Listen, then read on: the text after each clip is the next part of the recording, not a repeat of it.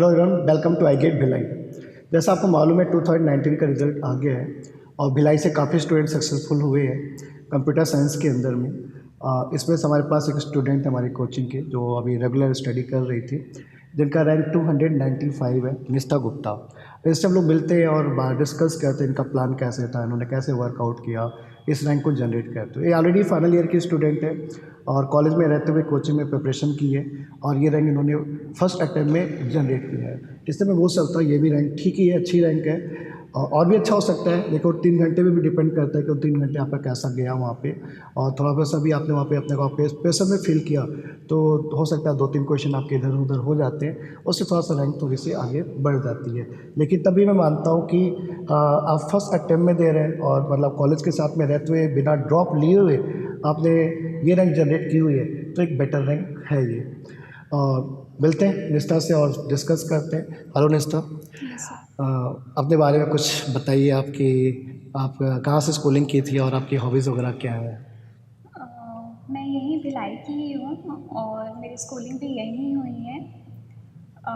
मेरे घर में मेरे दादाजी, मेरे पापा, मम्मी और मैं हैं। मैं सिंगल चाइल्ड हूँ और बचपन से मुझे पढ़ाई करना अच्छा लगता था।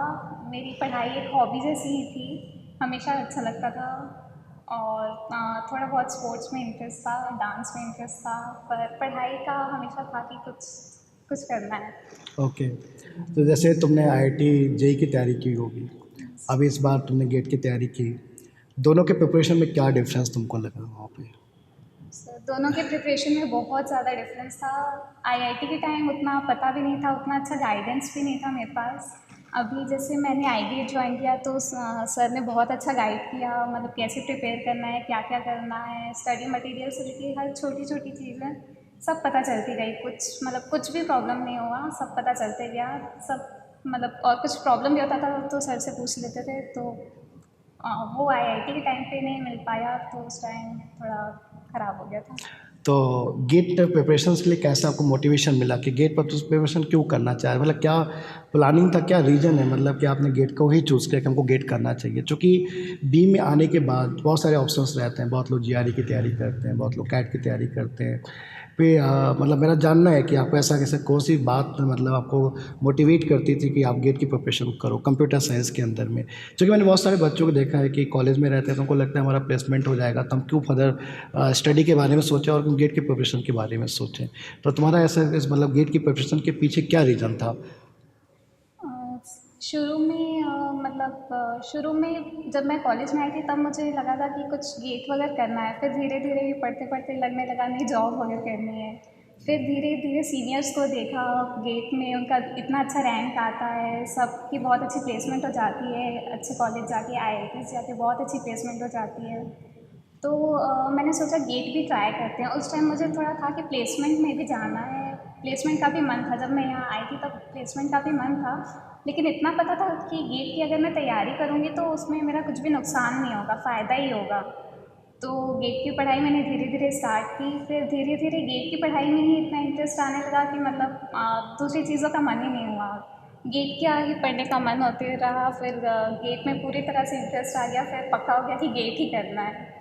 हाँ, ये जैसे मतलब आपको बताओ बहुत ही मतलब है कि गेट की प्रिपरेशन करते करते जो फंडामेंटल आपको क्लियर होता है और जो विजुअलाइजेशन पावर आपकी बढ़ती है सब्जेक्ट को लेकर, टॉपिक को लेके, वो काफ़ी इंटरेस्ट जगा देता है आपके अंदर में कि चीज़ों को आप यूटिलाइज होते हुए देखते हैं कि लाइफ में कैसे यूटिलाइज हो रहा है। और आप मतलब आपको लगता नहीं यही सबसे अच्छी चीज़, यही चीज़ हमको आगे करनी है और अच्छी परफॉर्म करनी है इसके मज़ा अंदर में। आने लगा उस हाँ, मज़ा पढ़ाई आने में। लगा, बेसिकली मज़ा आने लगता है कि नहीं हमको अभी यही करना है। हाँ, जैसे इसने बोला कि गेट करने से प्लेसमेंट के बारे में आपको बताऊँ, हमारे पास अभी मैं तो 14 ईयर्स इस फील्ड में हूँ और देख रहा हूँ कंटिन्यू के अंदर में कि जितने लोग एमटेक करने के गए हैं कंप्यूटर साइंस के अंदर में अभी तक किसी का लॉस नहीं हुआ है। इतनी बड़ी बड़ी जॉब लगा है, मतलब आप सबसे बड़ी कंपनी क्या मानते हैं? माइक्रोसॉफ्ट मानते हैं, एप्पल मानते हैं, गोल्डमैन सच मानते हैं, इंटेल मानते हैं, सिस्को मानते हैं, ऐसी कोई कंपनी जहाँ पे हमारे स्टूडेंट आफ्टर एमटेक प्लेस ना हो। मतलब सभी कंपनी, अभी एप्पल के अंदर में भी एमटेक से किए हुए हमारे स्टूडेंट वहाँ पे प्लेस हो चुके हैं।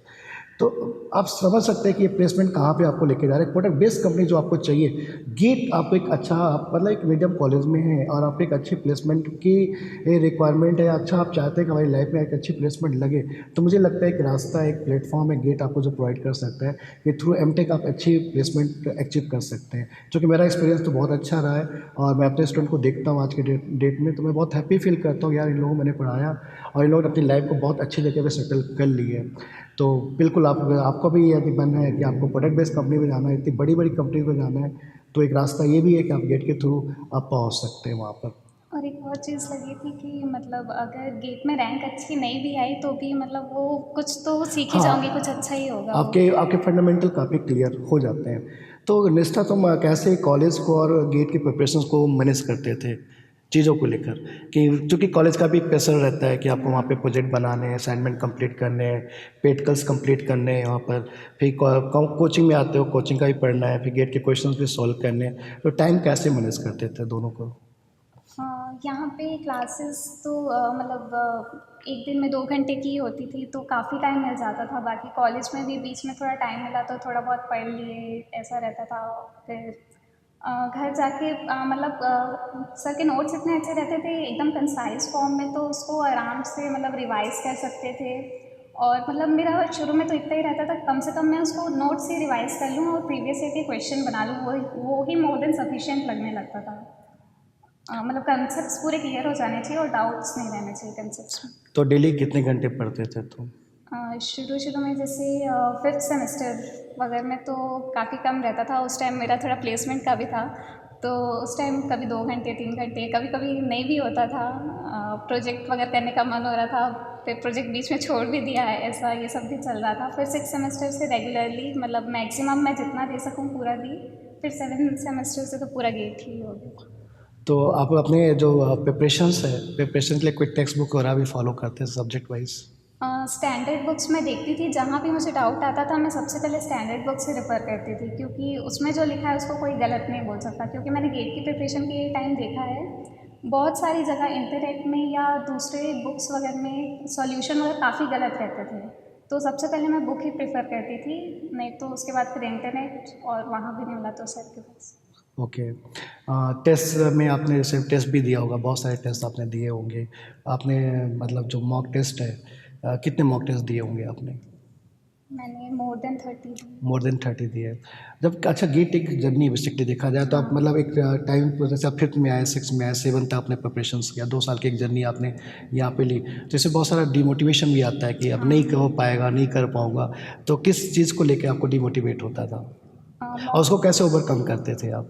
मॉक्स वगैरह में मार्क्स कम होते थे, खासकर आखिरी आखिरी के टाइम पे दिसंबर जनवरी में, तो तब काफ़ी बुरा लगता था कि इस टाइम पे आके मार्क्स कम आ रहे हैं। पर फिर सीनियर्स वगैरह से बात करो तो बहुत अच्छे से उन लोग समझाते थे। यहाँ पे सीनियर्स बहुत अच्छे हैं, मैं सीनियर से ही बात कर लेती थी। मतलब एक बार तो सर मुझे खुद रात में कॉल करके मुझे मोटिवेट किए कि कुछ नहीं होता, मॉक्स में कभी कभी कम हो जाता है, कभी वो टफ भी होता है मॉक्स, तो मॉक्स के मार्क्स को इतने सीरियसली मत लो, वो सब हो जाएगा। और वो सच में मॉक्स के मार्क्स उतने मैटर नहीं करते, बस उसमें मॉक्स में सीखना होता है टाइम मैनेजमेंट वगैरह। हाँ, ये सही है कि आपको जो आप टेस्ट दे रहे हैं उसमें आपके नंबर्स कम भी आ रहे हैं, तो बेसिकली आप उस पेपर से काफ़ी कुछ सीखने वाले हैं और सीखते भी हैं। हम लोग हैं, काफ़ी चीज़ें सीखते हैं। हमको नहीं आ रही तो हम फाइंड आउट करते हैं क्यों नहीं आ रही, क्या रीज़न है, कि हम पढ़े नहीं है, न्यू कंसेप्ट है।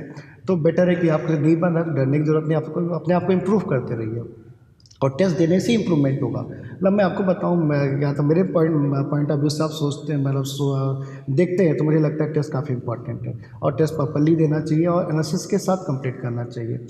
तो कुछ और स्पेशल आप करते थे गेट के लिए?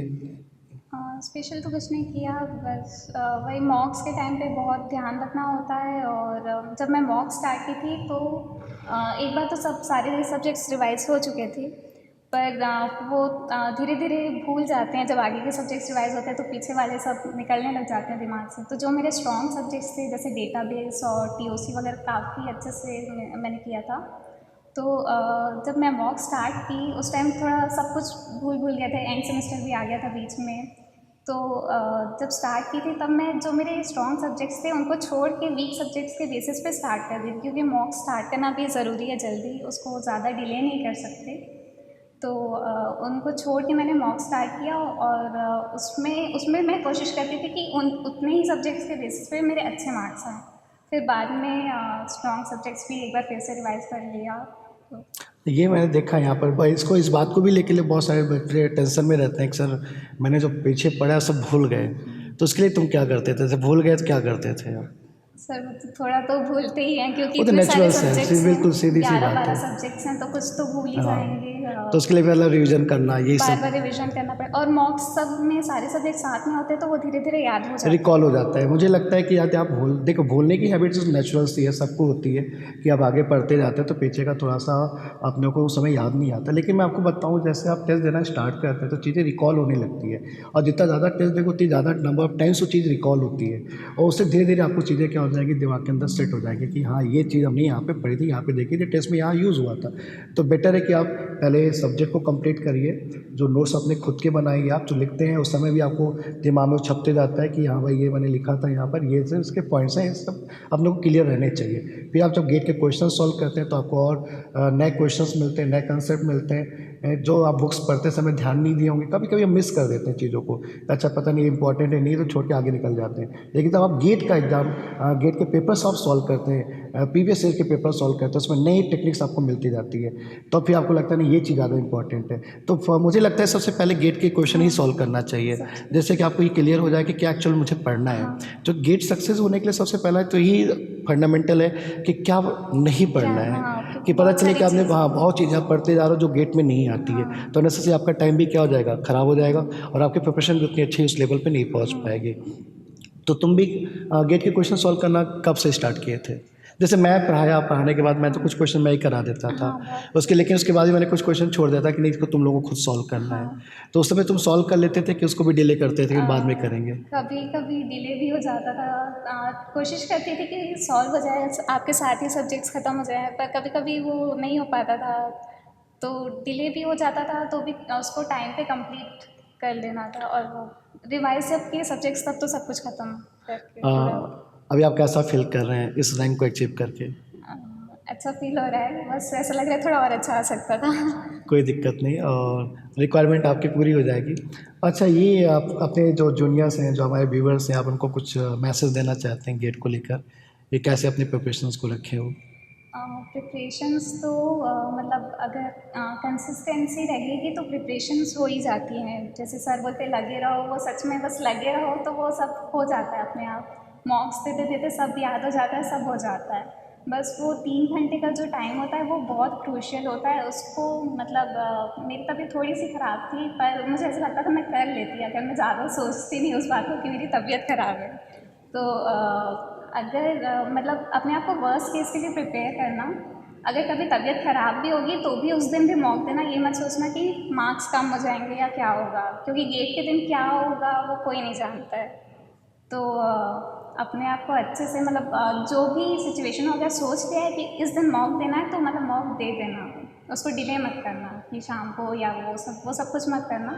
अगर ख़राब भी होता है मॉक तो भी मॉक दे देना। वो मतलब फिर एक पता चल जाएगा कि गेट के दिन अगर ऐसा हो भी गया तो उसे कैसे हैंडल करना। बिल्कुल सही है कि आप जितना ज़्यादा टेस्ट वगैरह देते हो उतना अच्छा है, पढ़ने से ज़्यादा टेस्ट देना भी ज़्यादा ज़रूरी है, उतना ही ज़रूरी है। मतलब ऐसा नहीं बोल सकते कि सिर्फ पढ़ाई कर लेना, बुक्स पढ़ लेना, टेस्ट नहीं देना, तो दोनों को मेंटेन करना ज़रूरी है, क्योंकि आप सक्सेस का की बोल सकते हो कि टेस्ट है बेसिकली।